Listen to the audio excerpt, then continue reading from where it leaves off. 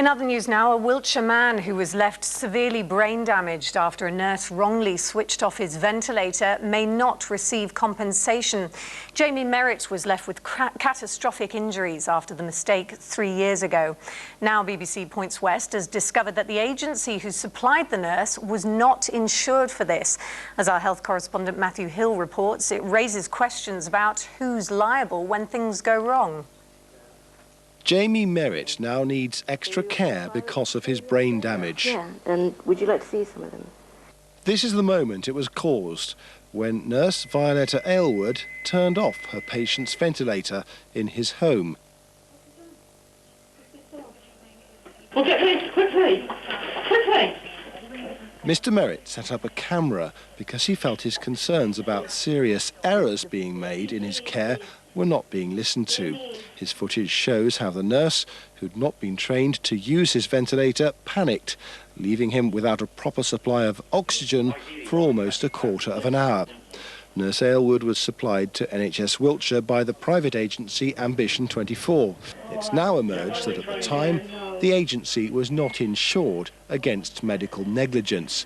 The company says it was not required to, as it was only a recruitment agency, and the nurse would be covered by her professional body.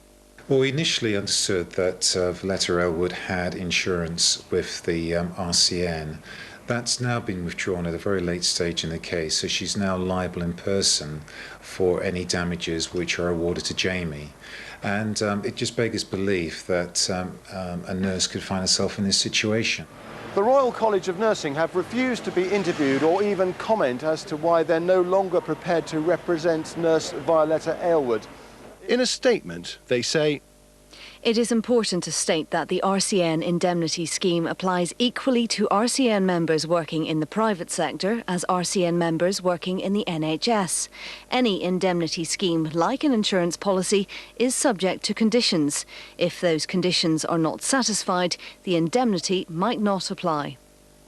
As more and more private companies take on work on behalf of the NHS in patients' homes, this case raises fundamental questions about who is liable when things go wrong. In a separate development, Ms Aylward is due to appear before the Nursing and Midwifery Council next week to face charges that include not being familiar with how to operate a ventilator and having no training in how to resuscitate a patient breathing through a tracheotomy. Matthew Hill, BBC Points West, Wiltshire.